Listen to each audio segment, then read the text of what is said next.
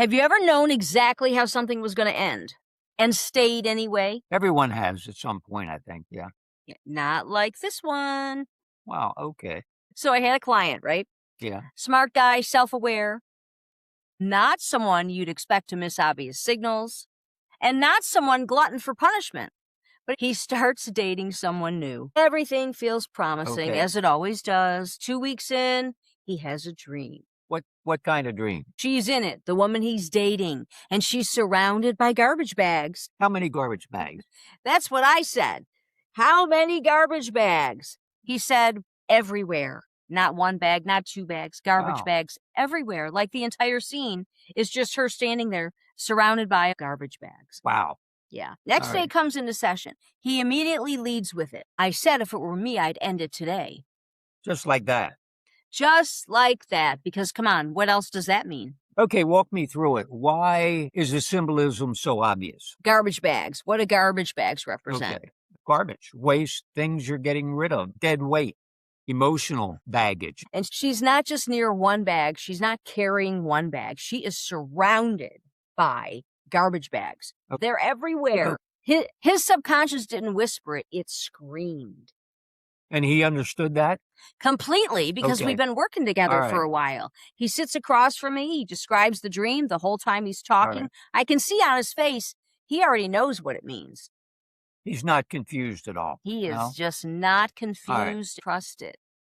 All right. He doesn't trust it. Huh. Mm-mm. Interesting. Yeah. So, He doesn't trust himself. He doesn't trust the dream. He doesn't trust the message. He knows what it means and doesn't trust that he actually knows the truth. okay. So he stays. He stays. And this is where I need you to help me understand something. Because I've seen this pattern so many times, and You still can't believe it. I right. cannot believe it. The man had a neon sign in All his right. sleep, his own brain, handing him the answer. And he said, let me think about it. Okay. But Well, what is there to think about?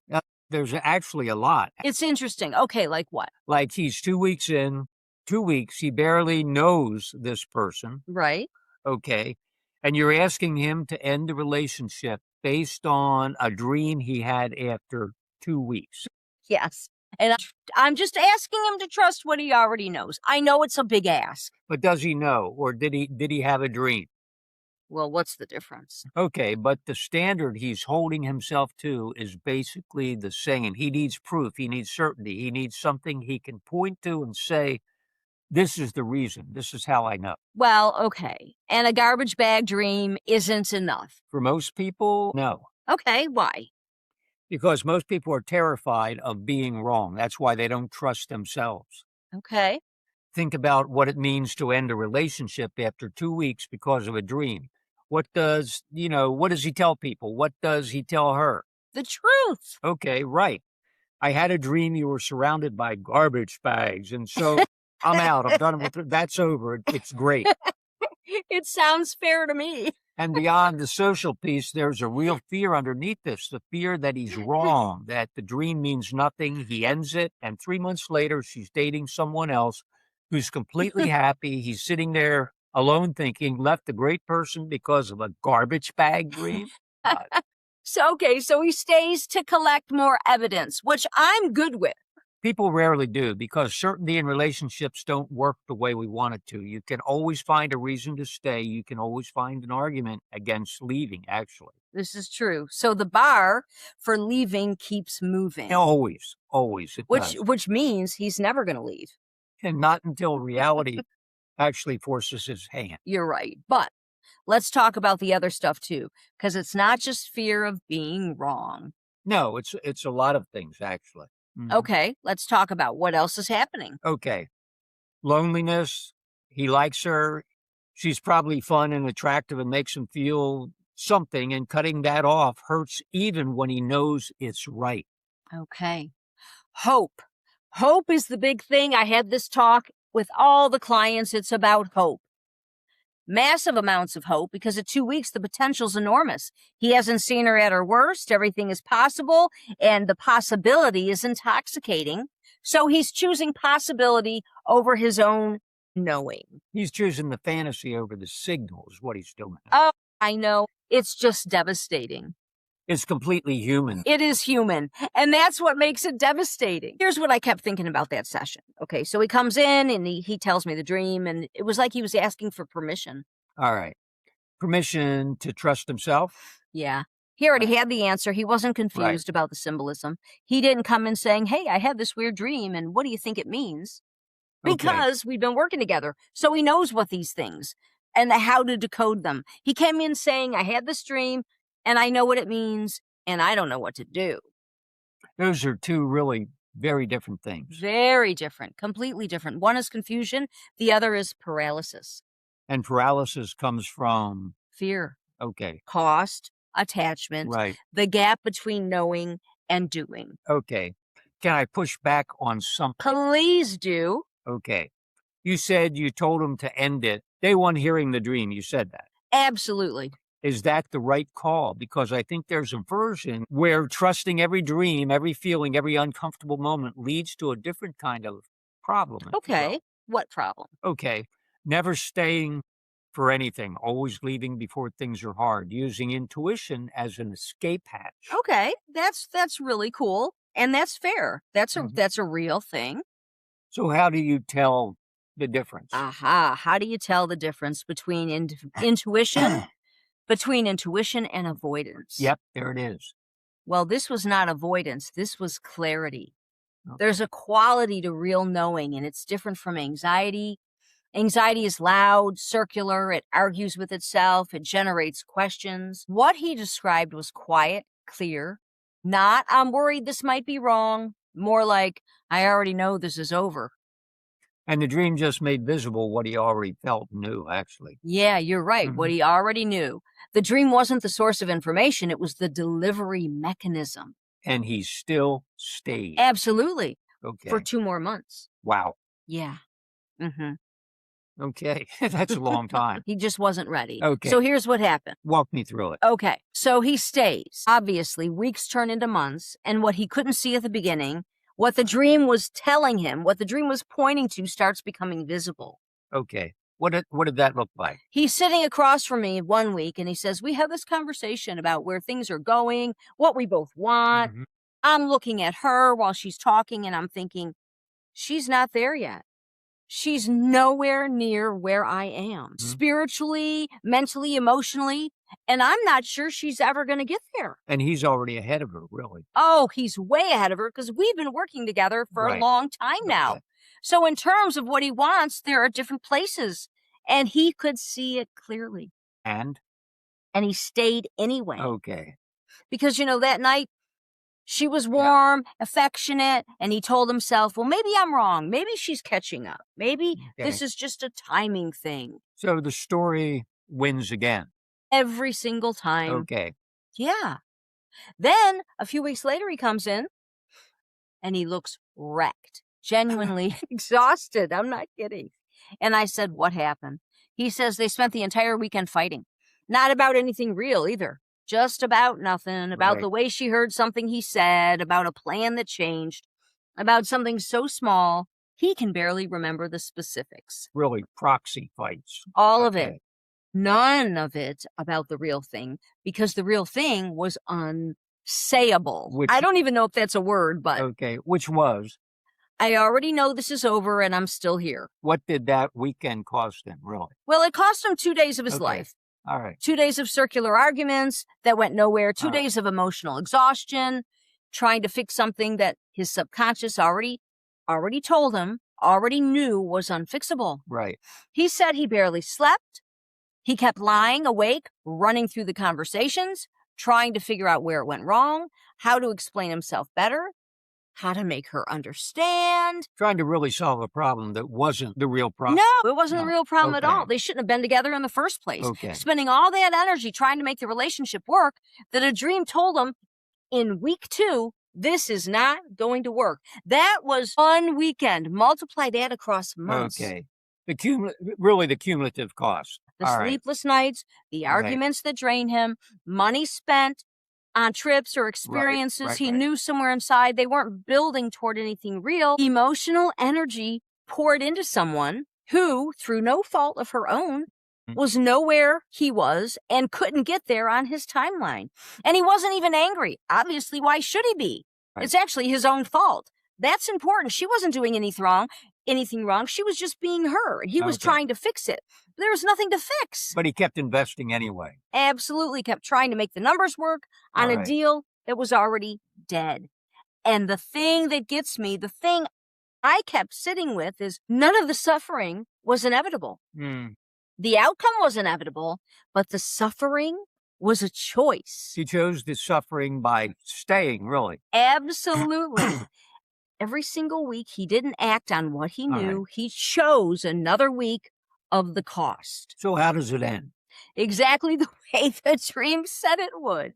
Okay. Yeah. Okay. She ends it, not dramatically, just gradually, becomes unavailable until the relationship collapses under its own weight.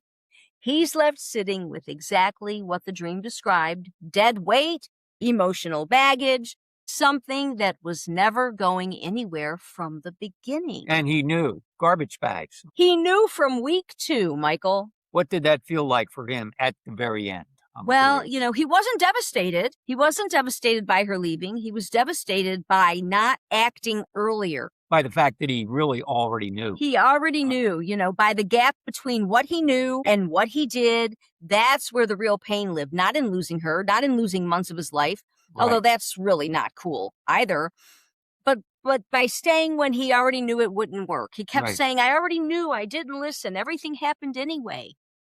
Well, that's a, different and specific kind of grief, really. It sure is. It's really the worst kind because you can't blame anyone else. You can't even say you were blindsided. Right. You can't say you didn't have enough information. You had the info and you made a conscious decision not to use the data you had. Right. So what's the actual lesson here? It is trust your dreams, but let's go deeper. What is it? Like, trust yourself? Okay. That too. But it's also about the lesson, the cost of the gap between knowing and acting. Right. Right, because most people frame their pain as I missed the signs, and that's not usually true. Most of the people saw the signs and they understood them. They just did not act on them. Yes. And like you said, seeing isn't the problem. Acting is the problem. And that's really the difference. That's a big difference. Yeah. It is a massive difference because I missed the signs makes you a victim of information. I saw the signs and didn't act makes you responsible for the outcome. Right. And most people really can't hold that. They can't. No, that's a biggie. Most people actively avoid holding that. It's much more comfortable to say, I didn't know than to say, I knew, but I stayed anyway. So how widespread do you think this actually is? Oh my gosh. I think this is almost everyone listening right now to this show can think of something and a time when this occurred, not just relationships either. Like jobs, yeah. Yes, jobs they stayed too long at because they felt uncertain. Friendships they maintained out of history rather than connection. Even business partnerships. Absolutely. Where someone knew in the first 6 months that the other person wasn't who they thought, and they stayed for 3 years anyway. Yep. But why? What's actually happening psychologically when someone knows, yet they stay? Well, a few things, really. One is the cost problem. The longer you've been in something, the more you've invested, the harder it is to leave. Because leaving feels like admitting the investment was a mistake. Yeah, it's called attachment. Even though staying just increases the investment.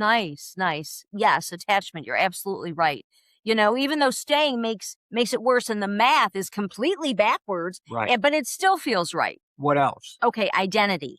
People build their identity around their relationships and their jobs and their situations. So leaving doesn't mean losing the thing. It means losing a version of yourself. The person who is in that relationship. The person, yes, who has that job, who's in that relationship, the person who's a part of that friend group. Walking away requires becoming someone new, and that's terrifying. And what about the third thing? Hope. And this is the biggest and the most dangerous. Why dangerous?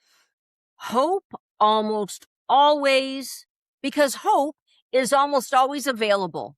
No matter how bad something is, you can always have hope and find a reason to hope it gets better. Hope overrides information all the time. Yeah, hope is the story we tell over the signal, really. It is, exactly. The signal says, this is not working, and the story says, but what if it does? And then the story wins. Most of the time, the story wins. So, when does the signal win? When the cost of staying finally exceeds the fear of leaving. Which is usually much later than needed to be. Almost always. Not almost, always. Because Right. the threshold keeps moving. Every time the cost gets high enough that leaving seems necessary, something shifts just enough to lower it back down. Right. The intermittent reinforcement again. Okay. Again, it's everywhere. Jobs do it, relationships do it, friendships do it. Just good enough to keep you from acting on what you know. And meanwhile, the signal is always and still there. Absolutely. It's still there and it's getting louder. Yep. But people learn to manage the volume. What does that do to someone long term? Chronically overriding what they know, their knowingness. Well, it erodes trust. Not trust in other people, trust in themselves. Right. You said it at the beginning. Right. You know, every time you know something and you don't act on it, you send yourself a message. Your knowing does not matter. And after enough of those messages to yourself, people stop trusting what they know, which amounts to the same thing. They become disconnected from their own self or intelligence. Yes, their own inner signal. Right. And then even the volume gets turned down on this thing. And they wonder why they feel lost. They can't make decisions. Everything feels unclear. The clarity, you know, it didn't just disappear. They just spent years teaching themselves to ignore it. Back to this guy for a second. Yeah, of course, sure. Do you think he'd do it differently like now, today? I think he'd like to believe he would. But the honest answer is, I don't know, because in the moment it depends on how good the thing is. Yes, the next time something promising shows up, all the same forces activate: the loneliness, hope, attraction, fear of being wrong, fear of regret. The machinery doesn't change just because you have one bad experience. But if you've been tracking data, now that's where things change. Okay. So what does change it? Repetition, pattern recognition, enough times of seeing the full cycle, the knowing, the staying, the outcome, the grief, the finally deciding that ignoring yourself is costs more than trusting yourself. The dream was a gift. Yeah. His subconscious worked through everything, all the info, all the signals, all the things he had observed in 2 weeks that did not register, and handed him a clean, clear answer. And this is what happens every day for everyone, but people aren't aware of it and they don't piece the data together. So they disregard the clear image, the unmistakable symbol, the direct message. And he still needed months for confirmation. He needed, months, which is insane, but it's understandable and happened anyway. Yeah, the dream was not actually the tragedy. No, the hesitation. Yeah, the huge gap was actually. Yeah. You know, the dream did its job. Right. His subconscious did its job. Reality delivered the data, and then he has free will and can choose what to do with it. And he chose really to wait, to collect more evidence, to give it more time, to silence the signal with hope. In other words, he overrode it. Yes. You know, and life delivered the outcome anyway. Exactly the outcome, right on schedule. How much suffering do you think comes from that? From like delaying the decision people already know they need to make? Well, I think it accounts for more pain than anything else I see. Not decisions made badly, situations that were genuinely unclear. Right. The ones that were unclear, the ones that were clear, that were already decided somewhere deep that people just could not act on. Really, the already knowingness or knowing. Yeah, knowing. That's the category. That's why we are here with Divine Guidance Institute, because the knowingness is preventable and it's common. What do you say to someone sitting with that right now? I say you probably already know what this is. You probably already know what you need to do. And the only question is how long? How long you're going to wait before you trust it. That's right. And the longer they wait, the more it costs every single time. He already knew. He already had the knowingness. Yeah, absolutely. He already knew. Didn't listen. He didn't listen. He did not listen. And everything happened anyway. Everything happened Yep. anyway. The dream, the dream gave him the Yep. answer, Yep. and he wasn't ready to believe the data. Yep. That's why we call it the ancient way of knowing. He wasn't ready for the knowingness, and he Yeah, overrode it. he sure did. And that was just 2 months. But think about how many people are doing this in every situation, Yep. as we've All just day mentioned. long. All day, yeah. And it does get costly. What this reminds me of is all the people I run into on a daily basis, and they all have a fear of letting go. I'm so invested, I can't let it go because at least it's a known hell. And the new hell, if I let it go, because I got the answer in the dream or sign, or my intuition told me Right. to let it go, but I couldn't because I had that fear that the new letting it go would be so disastrous. It would be a new hell that's hotter than the old one. So I hold on to it, even though the answer had been provided to me in a dozen different ways daily. That signal kept coming in. Let it go, let it go, but I couldn't because of the fear. It reminded me of how everyone disregards the signal or turns down that volume so they don't have to hear it no more, because the old saying of the truth, you can't handle the truth, they're not really ready to step into the new truth that the answer provided them within. Wow. So true. So, hey, guys, you ready to reset your radar? Well, why don't you join us and do the 40-day state shift? You're going to work with us for 40 days. Life is not going to look the same.